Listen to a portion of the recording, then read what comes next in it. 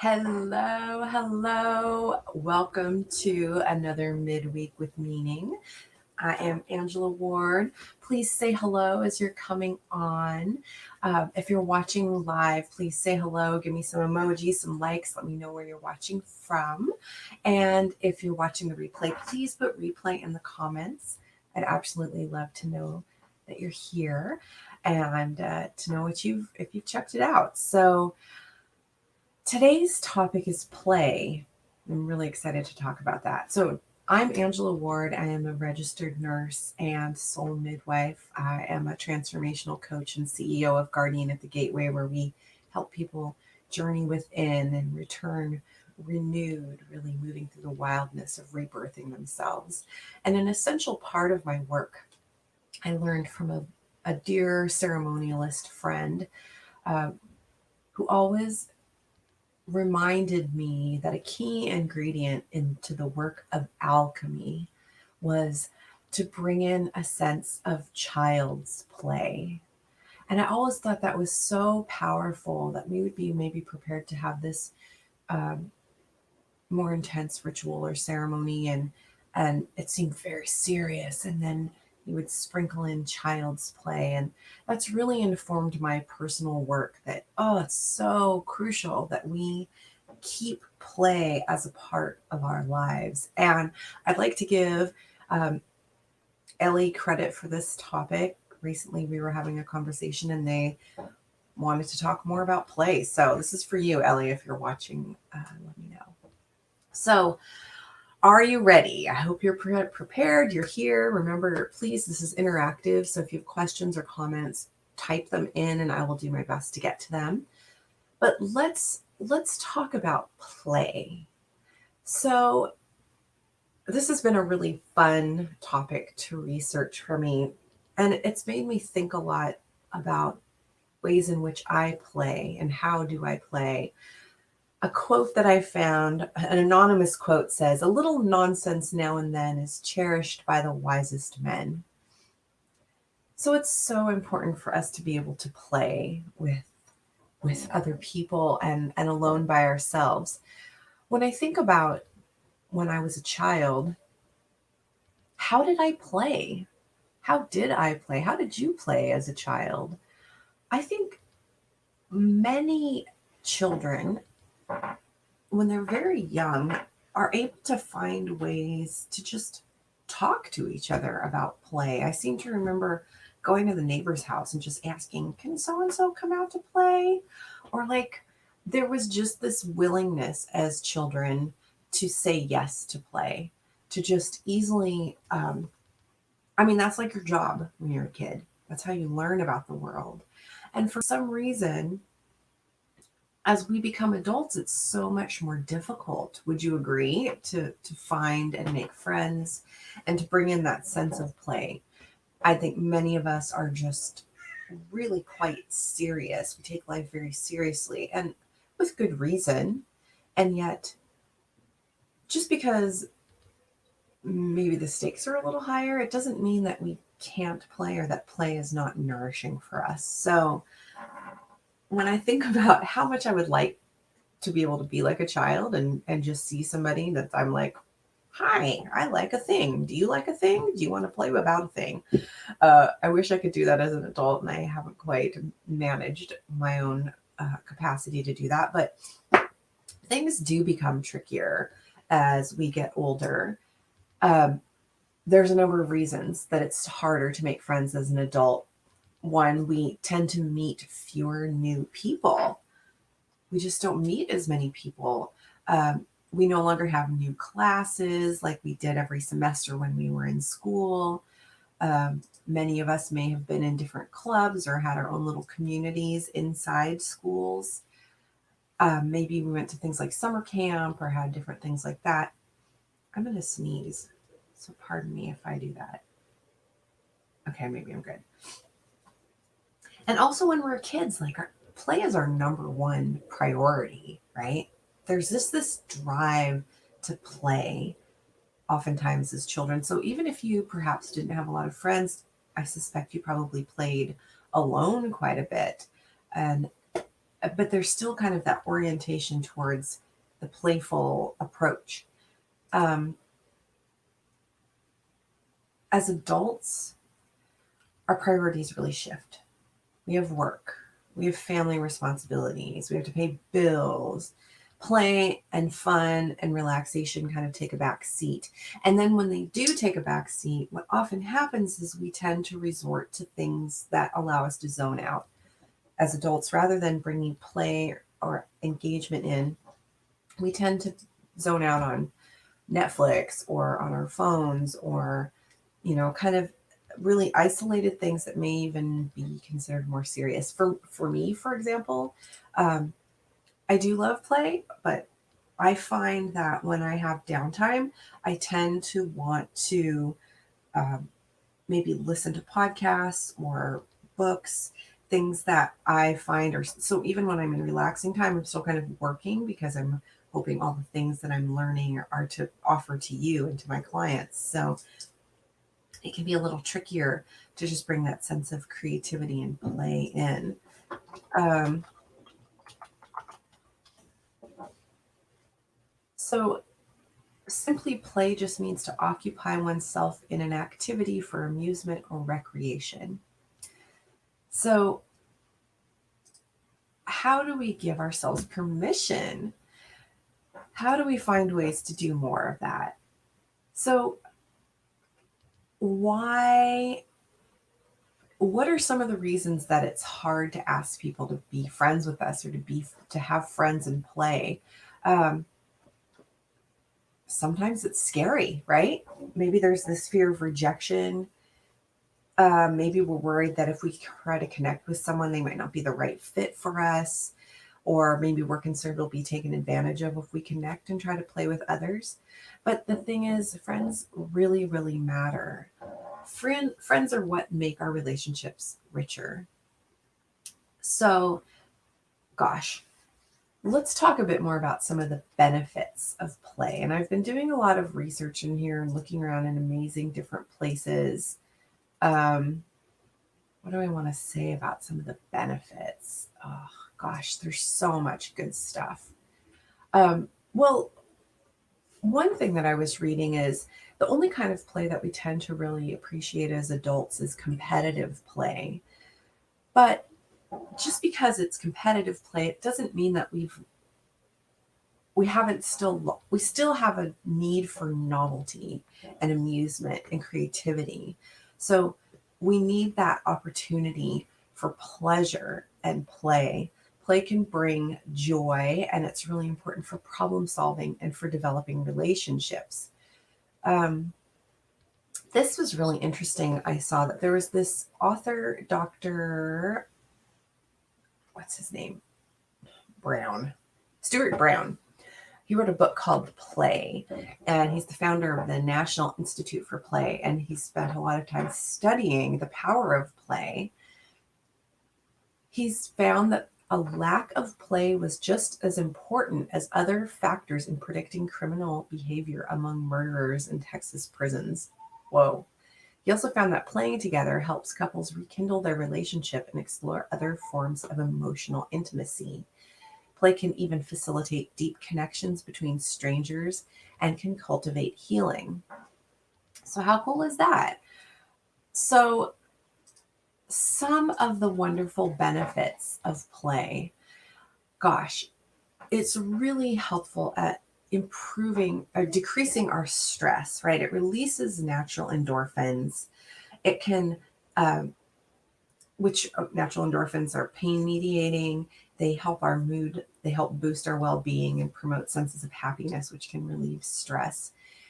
Play stimulates the brain and improves its function. So, whether or not we're learning a challenge or working on strategy or even being physical in play, it just is engaging our brain in a different way than work does or just kind of natural function. So when challenges are playful, we're more likely to remember what we learn and to engage in similar activities again in the future, which is super cool. It improves our imagination and creativity. It stimulates that part of our creative mind. It helps us problem solve. Play increases our emotional well-being. Um,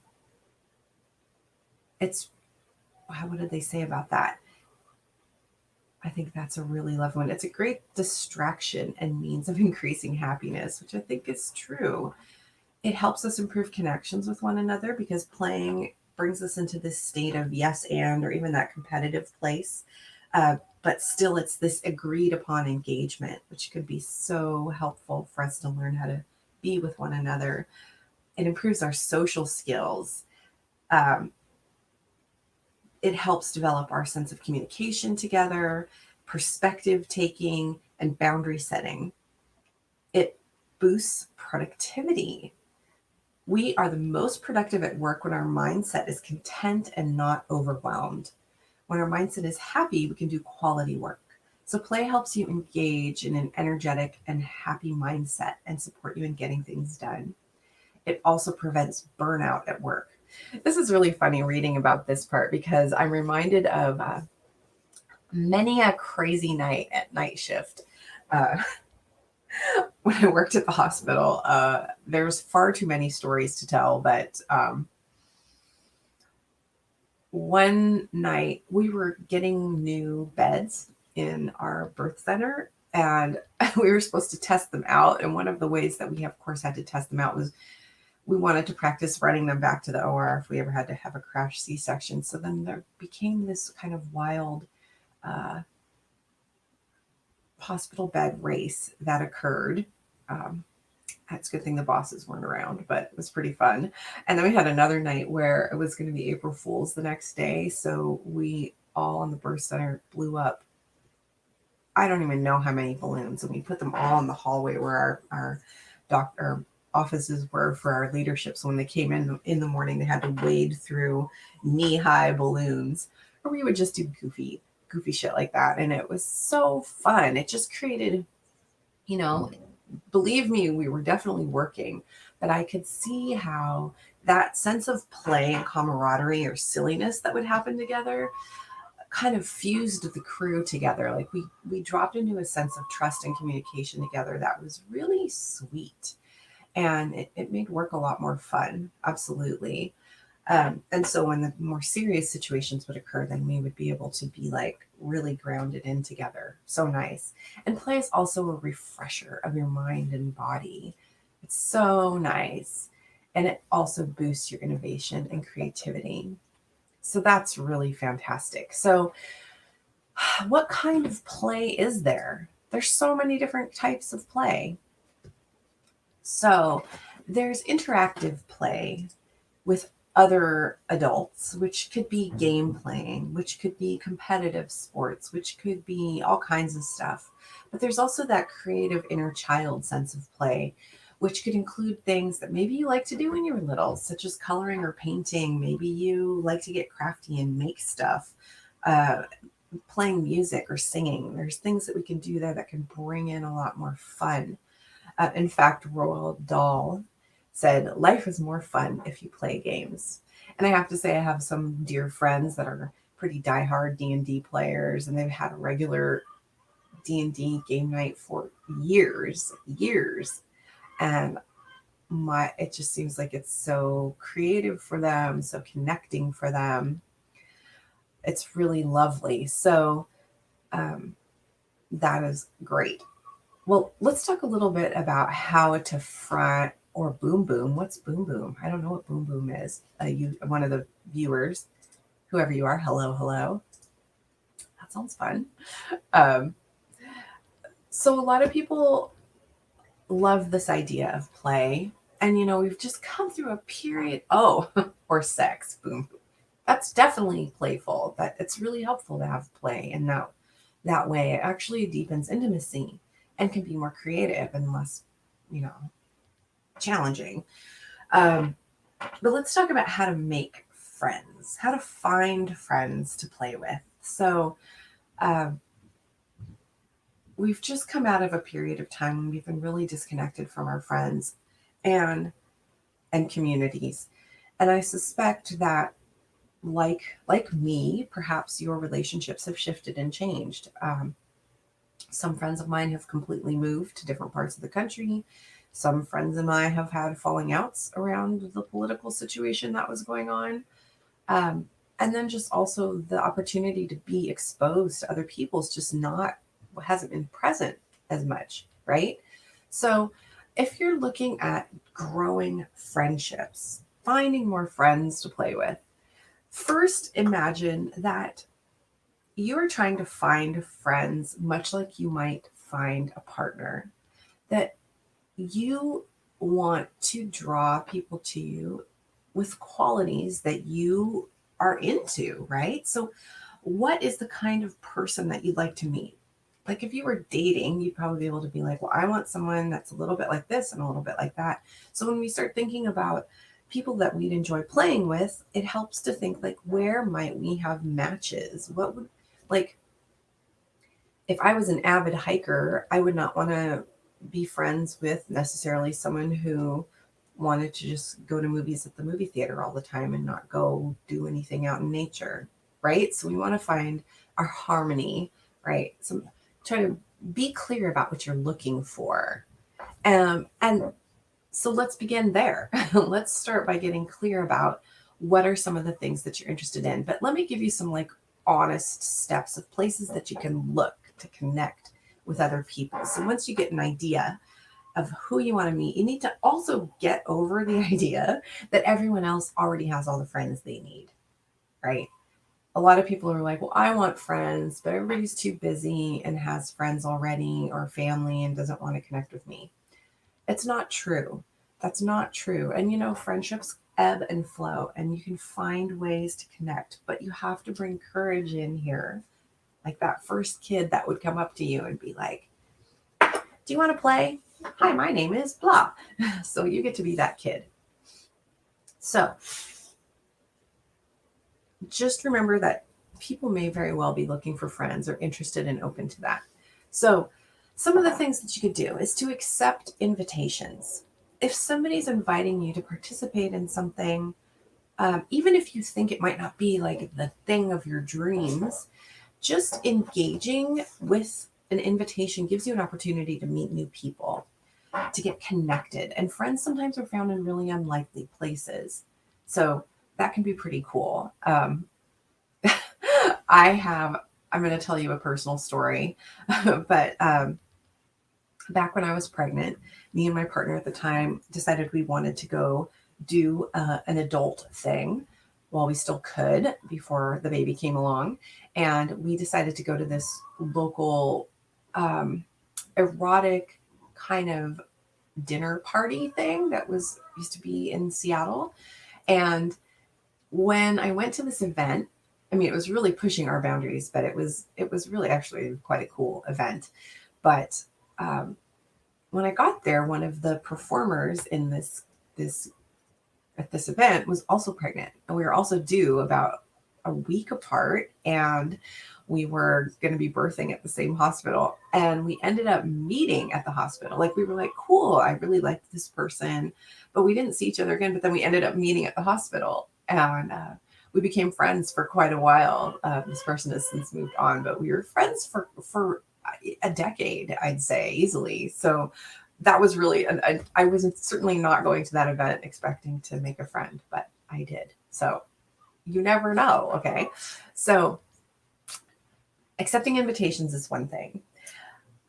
Another place you could look is to check out continuing education classes at local colleges or universities. There's a lot of times, or even at community centers, they'll have a varieties of classes or activities that you can participate in.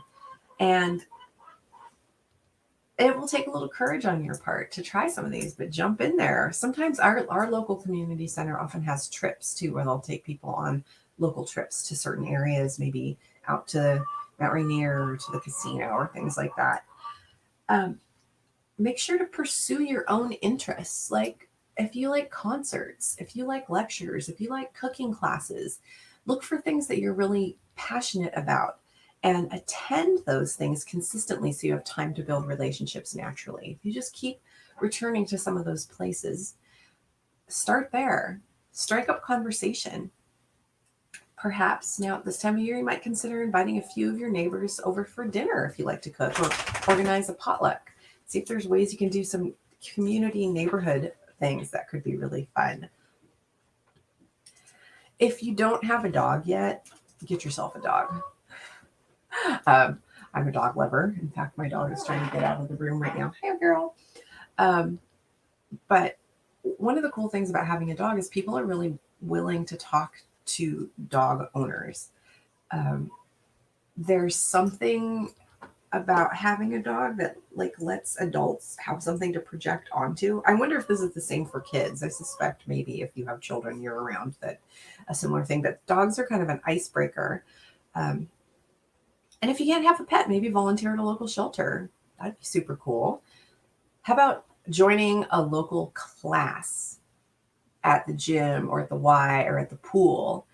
Um, that's a great way to combine getting some exercise, but also if you join a class, like let's say you go to the pool and you do aqua aerobics, you're going to be in a situation where you're starting to run into the same people again and again, and that creates more opportunities for connection.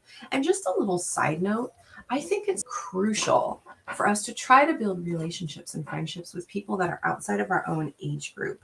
It's lovely to have people in our cohort, but it's so cool to be friends with people older than ourselves or younger than ourselves. Um, yeah, there's lots of different ways here. So what else here?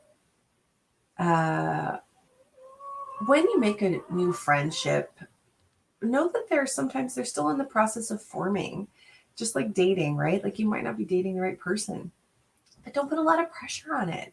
If some people don't respond super quickly, that's okay. They don't have to. Just keep keep the door open if you're interested and reach out and make connections. If you're a person of faith, perhaps try attending a new church or synagogue and introduce yourself. And oftentimes in those environments, people are very friendly and open to meeting new people. That can be a lovely opportunity to connect. You can also volunteer.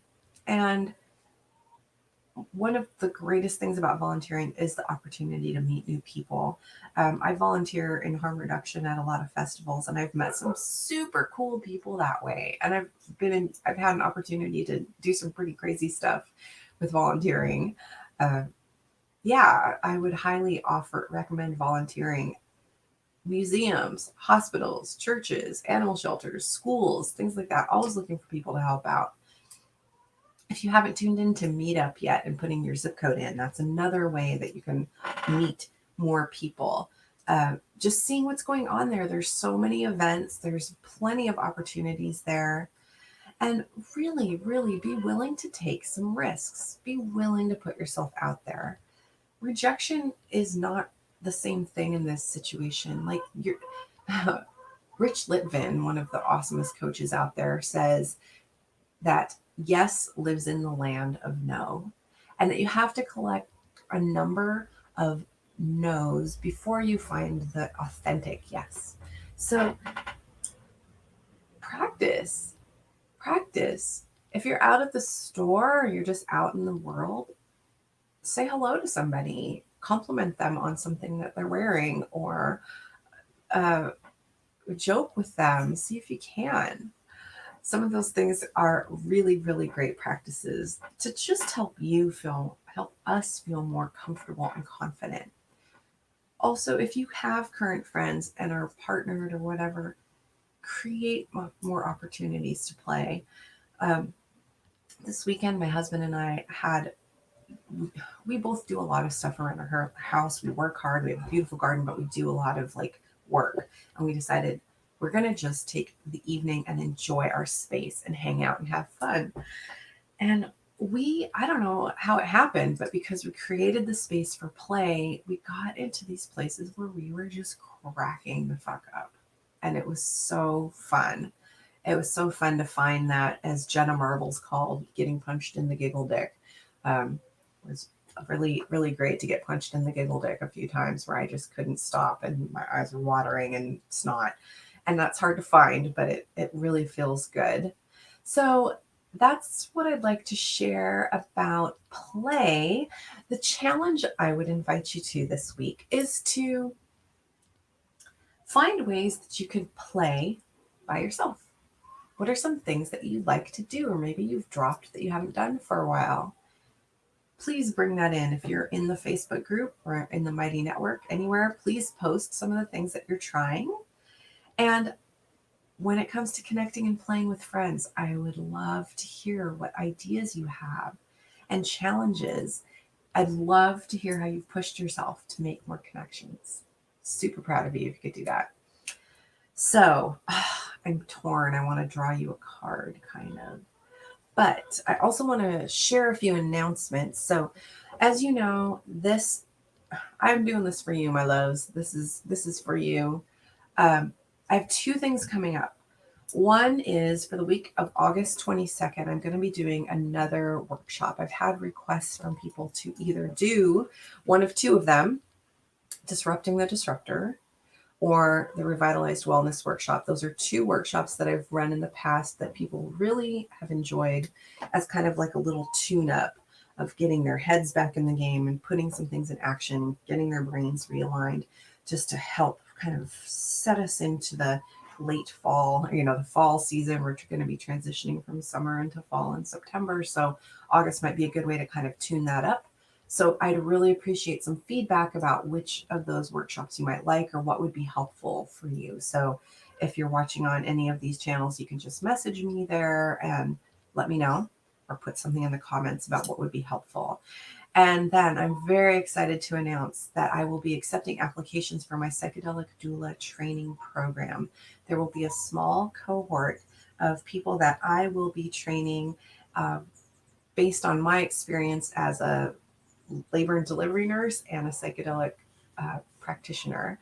My vision is to bring together a group of people that are interested in learning how to support people in expanded states of consciousness, much as a birth doula would support someone. As we move into situations where psychedelics become decriminalized and legalized, it is obvious that we don't have the number of licensed healthcare providers to care for people as fully as they need in this process. And so, my intention with the Psychedelic Doula Training Program is to help train community support um, of really skilled practitioners that can be with people as they go through this process with prep and integration, with a really clear understanding of that. So keep your eyes open for that, or message me if that's something that you're interested in, because I'd love to tell you more about it. So that's my thing. I will draw y'all a card next week. And thank you so much for joining me. I hope you have a beautiful week now. Go play. Go play. Whoop, whoop. Bye, everybody. Love you.